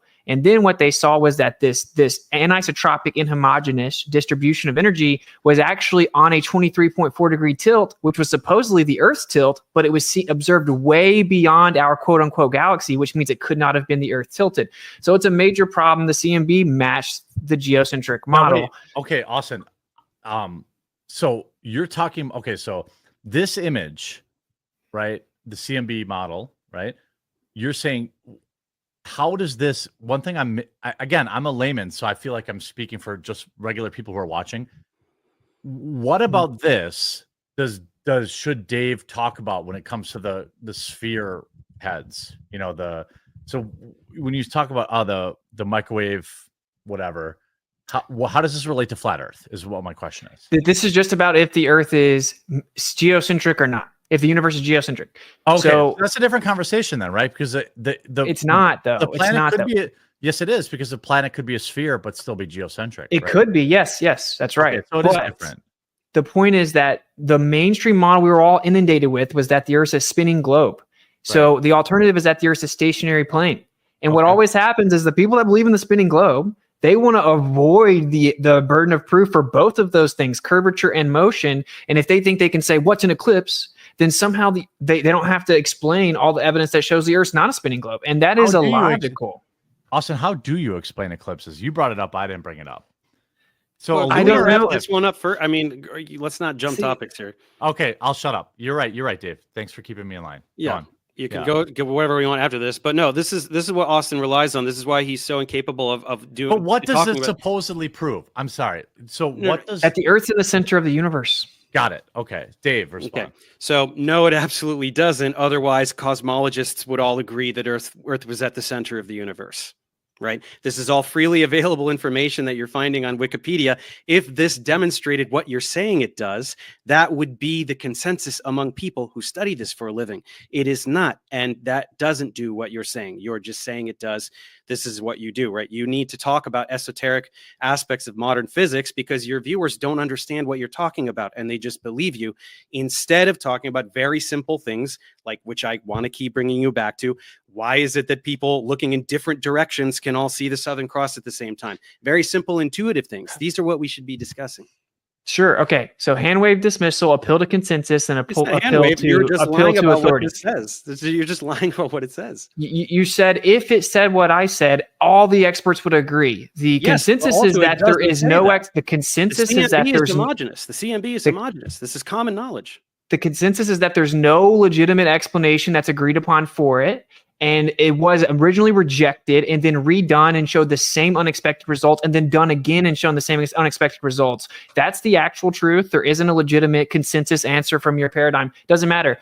When you want to keep talking about the stars, you said look different directions. Just like when Dave Weiss was talking to you, he tried to tell you magnetic declination's a thing, and you called that jargon and said that wasn't a real thing. You're just making up words. I didn't say you made it up. I just said he's saying magnetism for no reason because it's nothing to do with what I was talking about. How is magnetic declination going to allow you to see the same thing by looking in different directions? Explain. You go ahead. Go ahead and ask the man what Weiss said. We're going to see that you didn't follow him then either. And that is that you're talking about directions. You're invoking cardinal directions. Mm-hmm. How do you determine your directions? So if you're going to use a compass, according to your paradigm, when you get to the south, the magnetic declination gets way worse. Why do I need a compass? Can I use geographical phenomena? Can I point in a particular geographical direction by known landmarks? Don't we know on a map? How do you know the exact? First of all, when you're looking at the stars all the way to the Southern Cross, what known landmarks are you going to use? Anything on the tips of those continents. What are you talking about? You're standing at the tip of a southern continent. Look, I'll give you, let's say you're off by a degree or two. Okay, fine. We're looking a little bit this way, or a little bit that way. On the graphic that I showed you, they're looking in completely different directions, all seeing the Southern Cross at the same time. It doesn't make sense. You can't. First of all, it's not a degree or two, Dave. It is dozens and dozens of degrees. If you go far enough south, it is actually 179 degrees at one point. Meaning, how far south? Very near the magnetic pole. Yeah, in your paradigm, which your magnetic pole's in the ocean. But the point is dude, if you're gonna say I'm looking south for sure, you're relying on magnetic declination corrections. Okay, but that's the point Dave was making. You hand wave dismissed it, and it's just a fact. I can go outside of my house and look north without looking at a compass because I know which way north is on a map. Do you use a compass every day to orient yourself, or do you just know which way the cardinal directions are? Yeah, but in the north we have Polaris to go off of, right? No. Like on a map, on a street, walking around the street, you've got a grid of streets, you know which way is north. Do you need a compass to do that? Well, actually, if you use the compass, it will show you different directions over time. I'm asking you, how do you verify south? Use geography. Dude, how did you verify the exact cardinal direction of different geographical input? Okay, but let's just anyway. You don't understand that point apparently, but it doesn't matter. Or you're just desperately pivoting. No, dude. You said that it wasn't a real thing, and now you think it wasn't a real thing. I said you're just bringing up magnetism for no reason because you think that's going to save you. It's almost verbatim what I said. How else? You're saying the only other way to verify it is to look at geography. Dude, okay, so you're pretending that if I'm looking at what I know is south on a map, that I could somehow be pointing basically north or near north. Is that really how much of a distortion you think is physically possible when you're just using a map to look south? You don't just use, okay, I'm trying to explain to you that in your paradigm, in the south, the magnetic declination gets crazy. In theory, could that be true? Sure. Where does it get crazy? How close to the magnetic pole do you have to get in order for it to get crazy? How close? Wherever you're viewing the Southern Cross from is far enough south that the magnetic declination is a significant factor. Is it though? Because it's not really that close to the magnetic pole. No, but it can still be 40, 50 degrees magnetic declination in your paradigm. No, yes, you can go to magnetic-declination.com and look it up. The other thing is there's something called an azimuthal grid. So we actually see the world in a little azimuth grid. That's how we measure it, right? That's how we measure the stars. We take our zenith, and then we take elevation measurements down to our azimuth. So it gives you a little dome. Now, when you actually run this through a software, you will see that if you had a bunch of stars circling over top of you and you had this little limit of vision that was a dome, you'll actually see the stars appear to converge at a point where they're actually not converging and circle around that point. We have replicated it, so we actually expect it. The problem is we need to verify the exact cardinal direction to even put that input into the software to know for sure, to give you a flat Earth model you all beg for, and it is impossible to 100% verify the cardinal directions that far south. So hold on. All right, okay. You have no such model. You have no such thing, or you would have shown it. You would have all been celebrating it in all your videos. You can't. We've shown it. We have shown it. Well, bring it up. I'm going to let you bring it up, Austin. I want to say this. Go ahead, take a minute, bring it up. I want to be respectful of everyone's time, so I wanted to keep this to, maybe 30. Are you guys okay with 30 more minutes? Is that okay? Or yeah, 20, 30. 20, yeah. Okay. So are you guys okay with? I want to just pull the pin on a grenade, chuck it in, and back out, and let you guys go at it because I'm getting yelled at for interrupting too much. But also, would you guys be okay with the last 10 minutes of the show? We looked at some viewer questions. Is that okay? So can we do 20? Are you guys okay with 25 more minutes or no? Yeah, I am. It's fine. It's fine. It's fine. But I just wait. Hold on. You good with 25 more minutes? Yeah. Austin, Dave. Okay.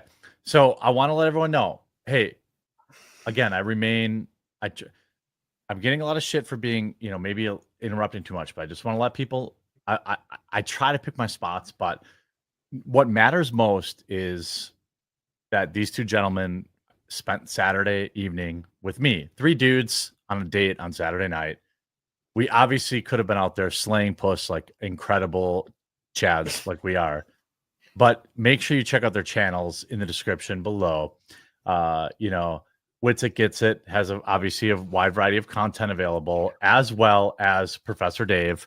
Please support their channels, and please, independently, if they have Patreons or whatever, support them directly.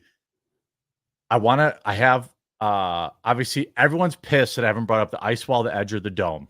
That's the last thing I want to end on. But I did want to ask you about this video. I'm a big SpaceX guy. I'm a big I'm a big space guy. We're on SpaceX I'm sorry, right now. bro. Starlink. I know. Sorry. I know. I'm sorry. Yeah. It's a lot of it's fake, brother. Sorry. Yeah, I know. Well, that's what people say. So when we watch this, I won't watch it, but right. So this was the space jump, right? We can obviously see the Earth is digitally or not curved, Yeah. right? This Mhm. guy, jumps out. This is when I think flat Earth, I've actually, because I watched this video like in real time because I'm a space dork. Keep that in mind when we discuss, not that my opinion matters, it's really the viewers' opinions that matter. And then I'll ask them in 5 minutes. So I want to bring up the conversation. Actually, you know what? Is there something that either one of you, Dave or Austin, that you really want to, like, I fucked up and I didn't talk about it? Because you've already given a bunch of your time. Should we not talk about the ice wall and the edge or the dome? Well, I think I already addressed that. We can't freely privately explore there. It's highest elevation in the world. Some people think that's what it could you're be. talking about. Yeah, You can all go to Well, the South you can't Pole. fall off the edge of a lake or a pond. We don't know what's beyond it. Could there be more land? Sure. Could there be something containing it that touches down? Sure. We literally can't freely and privately explore it, so we don't know. It's kind of like saying, do you fall off the edge of a lake though? Like, no, Antarctica would serve as the shore. Make sure you go to the South Pole with Will. Make sure you get over there. I'm in. So can we address the Felix thing though, since you brought it up? Go ahead. Okay, so he's talking about the diver, right? The Felix. Yeah. Mm-hmm. Yeah. So it looks like the Earth is a ball, obviously, an extremely small ball. He's in lower Earth orbit here. He's not. No, he's not. He's 180,000 feet up, so that's actually very low. And this was sponsored. Real fast. This is sponsored by GoPro. So this is a GoPro fisheye lens. If you look at the video, the angle from inside the cockpit or whatever you want to call it, you can actually see the horizon's flat. So Neil deGrasse Tyson himself came out and addressed this idea that like people think that Felix was so high that he could see the curvature of the Earth. That's from the cockpit. That doesn't look flat. No, that's not. That's from outside, still using the GoPro. Well, that's exaggerated. We can admit that is exaggerated curvature. Yeah. Because it's on the curvature's still there. Yeah, it's on a squish. Well, you say that, okay, but according to even Neil deGrasse Tyson, you would never see the curvature of the Earth from that height because you'd only be 2 millimeters above a typical blown up beach ball or whatever. But what about that? The point that's important here is I've heard Dave say, and I don't watch Dave, so I'll be honest with you, bro, but like I listened to a few minutes of it earlier. I heard you say something. You should watch your debunkers, dude. That's time well spent. No, I've watched some of his older stuff. Okay. It's all the same stuff, bro. But anyway, so this is the problem. That's obliterating your position. Yeah, for sure. Yeah, with all straw mans. But look, this is what I want to point out. Dave said that this guy was in his balloon and it maintained the momentum due to the conservation of momentum with the spin of the Earth. So when he fell out, he maintained that momentum. Yeah. Felix Baumgartner landed like dozens of miles in the opposite direction. Well, he accelerated though. When you watch this, he did not maintain his position, right? But if you're spinning underneath him, why would he fall in the opposite direction? The opposite direction. What's going on while he's falling? Is there no interaction with the atmosphere? Is there absolutely no change in what's going on? Well, there's not much atmos up that high. You could say once he got down, he started drifting, if that's what you want to claim. I mean, I actually looked at the weather data. It seemed like there wasn't much wind. I'm pointing out that your claim that he was just following the Earth is patently false. He fell like 40 miles in the wrong direction. Okay, well, on a that flat isn't curvature of Earth. Straight up and straight down, so it actually obliterates your position. I don't know what you're gloating about here. What? I didn't know this on was a flat Earth. Earth Going video. straight up and straight down. Why would there be any discrepancy in where he lands if it was a flat Earth? Okay, it wouldn't obliterate my position. We can both agree now it has something to do with wind, and your claim that he was just following with the Earth is ridiculous and stupid and like satellites, not true. Ridiculous and stupid. That's obscene. But I think much more importantly, that was your claim, what you absolutely can't explain is why that guy fell down. Oh my gosh! Yeah, the gravity conversation. Electric gravity. Let's do electric gravity. Let's talk about it. Let's. Because he has weight when he's more dense in the air and he went down. What is weight?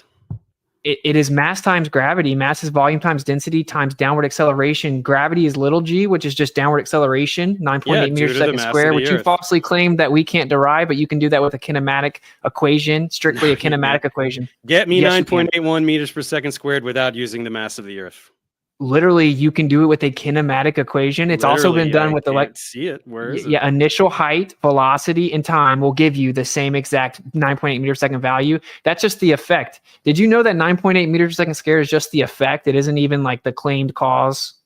What do you mean the claimed cause? It's a value. It's an acceleration due to the mass of the Earth. That's why G changes with radius, with elevation on different celestial bodies. That's why G is different on the moon. It's different on Mars. You think that's all fake, of course, but So, very, very simply, you cannot explain why things fall down. You just can't do it. I can. You can't. Everything. It's more dense than the air, and so the question would be, why is there up? And why does it go down? Why is it down? That's your question. It is less dense too. The air above it is less dense. Should fall up. Why is it? What? The air above an you're object. more dense than the air. It doesn't matter if the air above you is less dense than the air below. Why does it go down? This air is less dense. In fact, this air is even less dense than this air. Why does it go up? Okay, why would that mean it goes down? What do you mean, why would that mean? Because the mass of the Earth is the things fall. The reason that things fall down. Helium. Why does helium rise? Because it's less dense than air. There you go. It's less dense than the other air. Gravity pulls the air down more than the helium. That's what you reason think. The beach ball goes up in the air, in the water. You're just reifying your belief, and this is what's even funnier. Reify. How is it reification? I'm not doing anything abstract and turning it. Yeah, because concrete. you have a concept. You have a concept of gravity in your mind, and you are attributing concreteness to it, and just assuming it's true by treating the concept as if it's actual. Because I know that it's exclusively an effect based on mass and not electromagnetism, as you pretend. You absolutely cannot use electromagnetism to explain anything that gravity explains. You can't. I never said electromagnetism. There's a downward electric current on the Earth. This is actually another falsification of the globe. We have a uniform. Magnetism are not part of the same thing. What do you mean, not electromagnetism? We have a vertical electric field on the Earth, and it has 100 volt per meter increase. It's equipotential increase. It's a vertical electric field. It's a vertical electric field, and it's uniform. And so we have 100 volts per meter. Now that's impossible. That's impossible. It's not. Does it increase 100 volts per meter? No, it dissipates with elevation, which is why Felix can't be falling down due to electromagnetism. Does it increase 100 volts per meter for like 100 meters? And no. No, your model claims it's up to like 50 miles. Okay, look, even if whatever you're so wrong about everything. Why doesn't anything fall up? Austin, why doesn't anything fall up?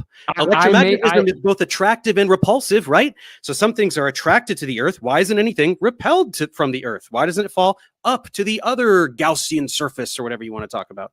Why doesn't anything fall up?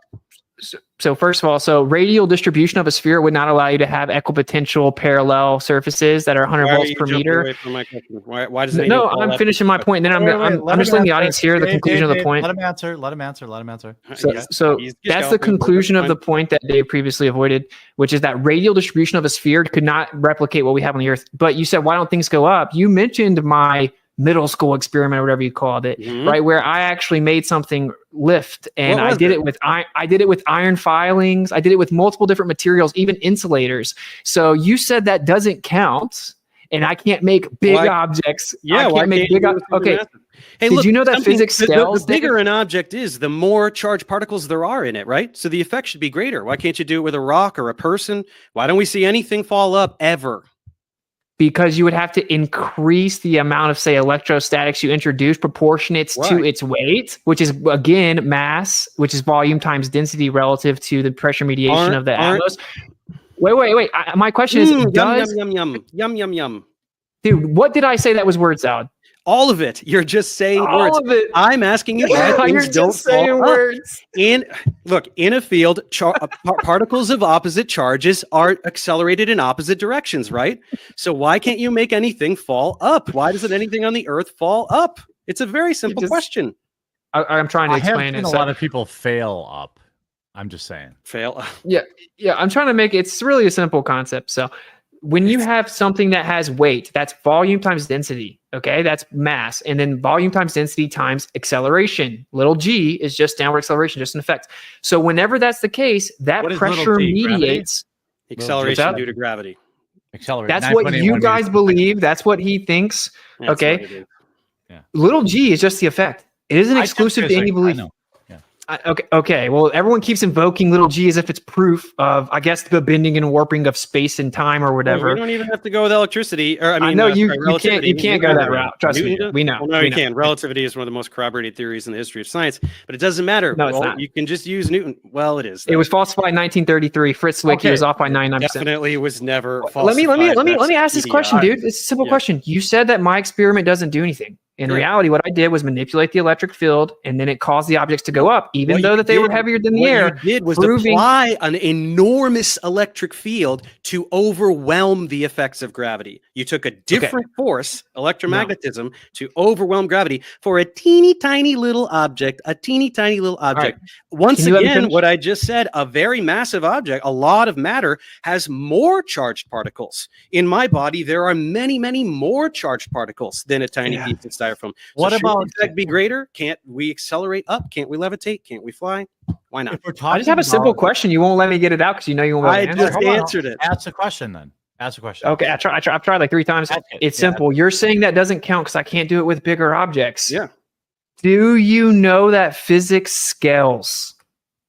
Yeah, so a larger object, more charged particles, the effect should be greater. Why doesn't anything? So you agree though that if I do the same principle on a bigger scale, if I increase the force proportionate to the object, I would be able to make things go up. And your claim that you can't do it with bigger objects is completely ridiculous, non sequitur. Countering gravity. You would be countering gravity. I'm talking about gravity again. Stop saying reification. Do you have any idea how dumb you sound when you say reification? reification? Hey, come on. Okay. You're just begging the question over and over, dude. You're just saying, I promise. Fellas. We're bringing it home. You can only do this with a Van der Graaf generator because you are applying an external field to overwhelm gravity. You're saying that out there in the world, it's all electrostatic. So we shouldn't need a Van der Graaf generator. Out there in the world where this is an electromagnetic effect, and we know that electromagnetism is both attractive and repulsive. Out there in the world, why doesn't anything fall up ever? Okay. First of all, depending on the environment, say like your hair will stick up during thunderstorms. Bumblebees literally do something called non-contact pollen detachment. They fly over top of the flowers and the pollen levitates. Literally, there is naturally occurring phenomena that's based on the electric field of the earth. You're saying we're adding an external force? No, we're manipulating the force that's already. Let me finish. We're manipulating the force that's already there. I didn't add anything. Everything that exists is electrostatic. Right, which is on the smallest scale is 10 to 36 power stronger than your belief in gravity. And all molecular and intermolecular attractive forces are electrostatic. That means all objects that exist are held together by that. So you're acting like I'm adding something that wasn't there. No, I'm just manipulating what was there. Now you do the same thing with your belief in gravity. Isolate gravity and prove it's true. Yeah, things only fall down. That's it. Well, I'm asking you why things don't fall up. All you're doing is citing, a bumblebee does something. These are all teeny tiny objects where electrostatics can overwhelm the effect of gravity. Why doesn't a rock fall up, or a person, or a car, or anything ever? Let me ask this. Because the pressure mediated by the density relationship in the wake makes it go down. It's pretty simple. Okay. I feel like you both sure were words. Okay, so dude, that's pretty bad look. Well, hold on. It is a bad look for you. All right, hold on, gentlemen. What I want to say is that you both have been extremely well behaved and entertaining, and I want to let the viewers, of which there are many thousands, get in for a few minutes. But do I dare bring up Cavendish? Do I dare bring up, because that is a point of contention, right? Of that matter attracts matter, right? That disproves gravity, right? Like I'm a very large fat man, very attractive young, but not young. Why did I say young? That's creepy. Very attractive thin women are often attracted to me. But let's actually not go down that. Let's not go down that road. It's probably too complicated. I want to let people. Yeah, because everything's electrostatic. It's way stronger than gravity's claimed to be. Yeah, but they shield for electrostatics. If you have a lot of questions like that, it's like, we can have a conversation in the future, man, whether it's streamed or not. It's maybe down the rabbit hole too far. I just want to this is the only thing that I really want to know, Dave, before we move on, bro. Like, all right, go ahead. You said you didn't think the numbers were correct, whatever, you dismissed it. Then you said maybe there's some type of atmospheric effect. Do you agree, though, that refraction is the bending of light, which means that a silhouette can't be refracted because it is the absence of light? What? Can a silhouette be refracted? If you're seeing something, there's light traveling to your eyes. So Sure, but there's the going to be mountains, refraction there. the mountain should be below the curve of the Earth, right? But we're seeing the silhouette once it gets backlit, which means you need a line of sight to the physical object blocking the light. I don't know, man. So we falsify the doing. globe. Oh, I saw a thing. Therefore, everything we know about physics and science in general is wrong. It's just not going to fly. Dave Okay. concedes defeat. You heard it here first. Okay, He great. conceded the Earth is flat. Everybody knows now. Dave conceded. It's so easy to go against flat earthers, just dismiss all the uncomfortable evidence No, and ask actually, about It's not things uncomfortable evidence. You just make up bullshit. like just ask about random things that we were taught when we were 5. Like, well, then how does this work? And like, whatever. I mean, if I you think ask you that's very how it simple works. things like why does the night sky rotate in opposite directions in opposite hemispheres? You have yet to answer that. You have Answered yet it to directly. Okay, go ahead. You Repeat said that. if you Repeat look your a answer. different I way, did. it'll rotate a different way. That's just No, an odd I word. said first of all, Toddler you have to verify cardinal direction, which when we go to the south, we actually use immense magnetic declination corrections, which could be skewing where you I'm think you're saying viewing. looking That's at just the a celestial pole. just with your a eyeballs. fact. Looking Let at the him finish. celestial Let him pole with your finish, Dave. eyeball. Let him finish. that's just a fact. Yeah, but And he's then, just galloping. It's just word salad. He's just saying words to deflect. dude, from dude, saying stop that using he's the saying. term word salad. You don't know what What? it means. It means you're just saying words that aren't saying anything, which is what you're doing. That's what it means, and that's what you do, right? But you can never give specific examples of when I did it. Just now, what you just did. I'm asking. I said looking at the that celestial magnetic sphere, declination what does that have to in do the with it? south. What? What does it have to do with what I'm asking you? You have to determine your cardinal direction. And then the second part is No, because you don't. magnetic declination corrections are immense in the south. You're confused That about makes what I'm it very asking you. difficult This to isn't this verify other cardinal cross and direction. directions thing. I'm asking about rotating counterclockwise versus clockwise. You have yet to answer that. He's And going you- all the Okay, way you need to back, determine- just so the viewers know. Hold on, you guys are both being really great, by the way. Like you're being very respectful, and I appreciate that. Dave, I believe, is going back to his literal. The first thing I said. The very first thing he said. Yeah, the globe. This is all recorded. I tried to answer it the first time he asked it. You No, well, interrupted it's all 7 recorded. times. You I've answered said it 3 if I times. look in a different direction, it'll magically spin the other way. That's not- not how no, things work. no, If you put I a clock said on the ceiling, specific- it's gonna go clockwise no matter which way you face. Sorry, I buddy. said that we see this does require usually some visualizations to understand it. We see in a little dome. It's called an azimuthal grid. You can go to Stellarium. That's how we map the stars. We have a zenith position, an azimuth position, and we measure elevation angles. When you do that 360, it gives you a dome. That's how we view the sky. NASA themselves have articles talking about how we see the sky to be a dome. We have an equidistant limit of vision. It's like a little dome. If you were to replicate that with a bunch of spinning stars and you looked out towards the edge of this dome, it's going to make them look like they're converging and spinning around a central point, even though they're literally not doing that. We have replicated How does it. it spin the Therefore, other way we in the would other expect to see it just like crepuscular and anti-crepuscular rays. When the sun's setting in the west, it'll look like it's in the east at the same time, and the rays will converge to a point, even though it's just based on perspective. Okay. That isn't objectively a viable answer for the star It trust. is not a viable answer. You're just saying words like crepuscular and perspective to appease flat earthers who have no idea what you're talking about, because you cannot answer how things rotate counterclockwise in one hemisphere and clockwise in the other. You know what Which, once anti-crepuscular again, rays is are? explained perfectly by this model. It turns. You know what this way, anti-crepuscular rays and are? that's- Well, what? Tell me what they are. Go ahead. So you called it word salad, but it's just that you don't understand the terms. It doesn't Okay, matter, so- but you're just taking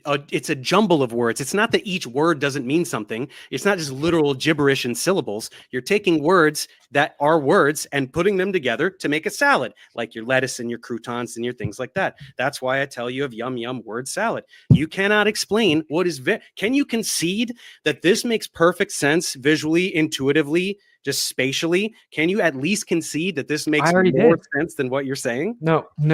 I mean, I would say that if it is exactly south, yeah, of course, that's what the globe predicts. But we made the globe model. You're admitting that the globe Earth explanation for the way we see stars moving in the sky makes more sense than everything you just said using random buzzwords that you. No, I didn't say that. But this is the point I want to make here too. Look, Dave had to deny that the default position is that the Earth's a stationary plane. It's not the default. That is a position. fact. No, That is it's literally not a fact. So that's just a thing you say. wait. Whenever we fly a plane, do we treat the Earth like it's flat?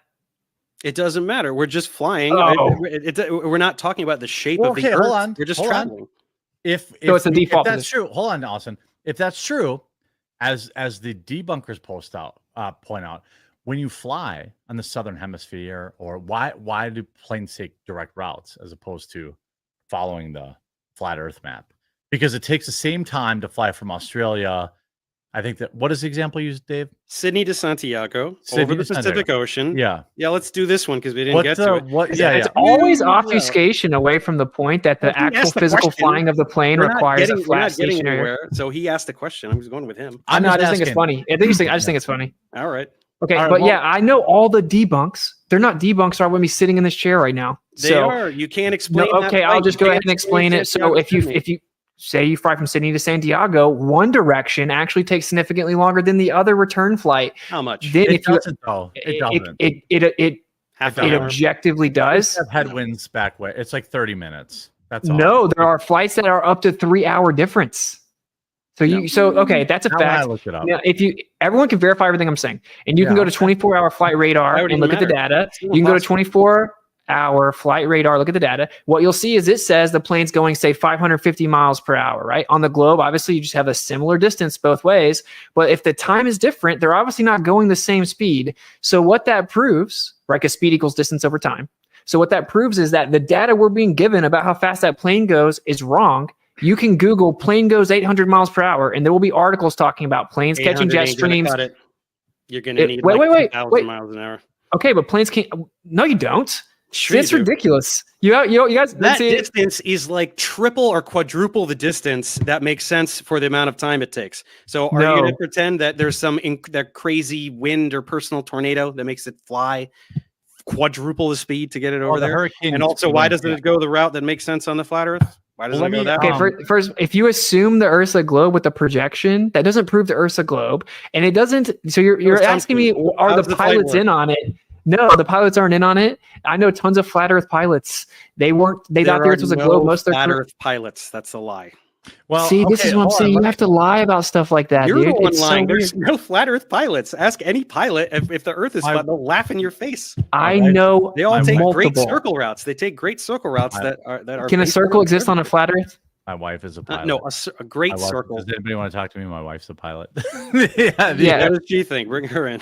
She does. Dude, I have an Air Force pilot that reached out to me I of saw, 30 yeah. years. That's a Yeah. fact. Cool. That's true. Totally. I don't want to. See what I'm saying? You have to deny basic reality. Why is it so crazy to think that you could be making that up on the spot? Why what's is what I'm it- saying? Hold on a second. Either I let these guys go at it for 10 more minutes, or we answer viewer questions. I feel like we've gone good time. I feel like Let's we're do it. there, right? Yeah. Yeah, we're there. I So got I stuff want to to pick do. a few of these. I'll stick around live for a few minutes after I let these guys go. I want to just like give a digital. I mean, I don't care what side you're on. Thank you both for being here and for being so passionate and being so engaged, and being just great. Obviously people are going to think whatever they want to think, but I hope people are entertained. There are many not many tens of thousands, but there's over 15,000 people watching. So a lot of people are entertained on a Saturday night, and they could have been watching some garbage. So this is obviously much better. I will read them all after I let these gentlemen get on with their Saturday nights, but I wanted to pick some that I thought. Can we do like a 60-second closing or something at some point? Absolutely. I'll do a 2-minute, and then because you guys should we coin flip for who goes last? It's like a criminal trial, right? So generally the prosecution goes last. But I'll just say I'm indifferent. Okay. Well, then we'll let Dave go first. Someone says, make Dave define one thing in detail that Austin has said is word salad. Well, he did that. I think he did do that. No, he didn't. It's not that he's using words that aren't real. It's that he's stringing together words in a way that isn't saying anything. It's Give an just example. using scientific terminology. I can't Give an remember example. because you didn't say anything, so it doesn't really stick. Yeah. Right? The When I'm definition trying- of word salad is incoherent rambling, Yeah. typically associated with schizophrenia. So if I was saying, You don't have yo, to be chicken, schizophrenic yesterday, to do it. sunset, Okay, whatever, dude. The fact you didn't understand the terms like anti-corpuscular rays and anisotropic and magnetic declination doesn't make it word salad. It means you need to go inform yourself what the words mean. I'm saying that those words don't pertain to any kind of explanation for what I was talking about. Magnetic declination isn't going to explain away looking at an object in the sky, seeing that it rotates a particular direction, going to the other hemisphere and seeing that it rotates in the other direction. Now, you're trying to rebut my argument. You're trying to rebut my argument, but that doesn't. You need to do that. Don't just dismiss the argument as word salad. It's basically vocalizing inept vocabulary skills and bragging about it. It's super weird. It's pointing out that you use a bunch of terminology rapid fire to make it sound like you know what you're talking about, to trick people into thinking that you know what you're talking about. Somebody said this. I have a challenge for both Dave and Austin. Using your preferred method, model the Earth universe derived to the 9.8 meters per second. It's indisputable that falling objects accelerate towards the ground at that acceleration. Gravity is true. I'm a physics guy. So I think I don't want to like every question somebody asks, I don't want to like devolve into like a 20-minute, but I think Dave would say gravity and Witsit would say density, right? Like yeah, but the 9.8 meters per second is consistent. It doesn't matter if it's a bowling ball. It's derived from Newton's law of universal gravitation, and you need the mass of the Earth in there. If gravity was electromagnetism, the mass of the Earth wouldn't be a factor. And Okay, well, you can get it from electrostatics. If you look at Gauss's law, it's a very similar relationship. But what's funny is it actually doesn't always fall at 9.8 meters per second squared. That is an agreed upon average. It's close to that. It's close to that. No, in a vacuum it changes. There's something called gravimeter measurements, which is a vacuum sealed chamber with interferometry measuring a BB fall, and it'll fluctuate above 9.81. Right now it's decimal points, but the point is that it fluctuates at specific times when the electric field changes, even inside of a vacuum sealed chamber. So yeah, to claim it doesn't have anything to do with electric field is insane. Prove that it's space-time bending and warping, or we're winning because we can physically prove it's electric. So until you can prove another claim, you don't. We realized these irregularities could be explained if there was another planet perturbing its orbit by gravitational influence. We did some math and predicted that there should be another planet in a particular place. We looked in that place, and what do you know? There it was. You can't get any more empirical than that. Do some math, make a prediction, the prediction is verified. The discovery of Neptune is a great example that corroborates Newtonian gravitational theory and demonstrates that astronomy is an empirical science, just like any other. It's not surprising that you don't understand this, because this is one of many instances that you demonstrate yourselves to be exemplars of the Dunning-Kruger effect. This is where your absolutely minimal experience has lured you into believing that you have expertise in a particular field, where in reality you are essentially incompetent. It is a cognitive bias that will be demonstrated many more times in this video. Now let's move on to another category. There are about 1,000 flat earth gotchas that all amount to an inability to understand conservation of momentum. These are your helicopters and planes arguments. Let's see which ones you're guilty of. Yeah, absolutely. Like if you're doing an Olympic, say, long jump event, I would always opt to jump from east to west because, where you're going to land should be racing towards you. No. When you jump off the Earth or take off from the Earth, you retain the momentum imparted upon you by the rotation of the Earth. This has nothing to do with the atmosphere. It's also very easy to prove. Stand on the back of a moving truck. Jump up. What happens? Do you fly back off the truck at 30 miles an hour? No. You land right back where you started, even though the truck has moved forward while you were in the air. Why? Because in the air, you retain the forward momentum of the truck. When you jump off the Earth or take off from the Earth, the same thing applies.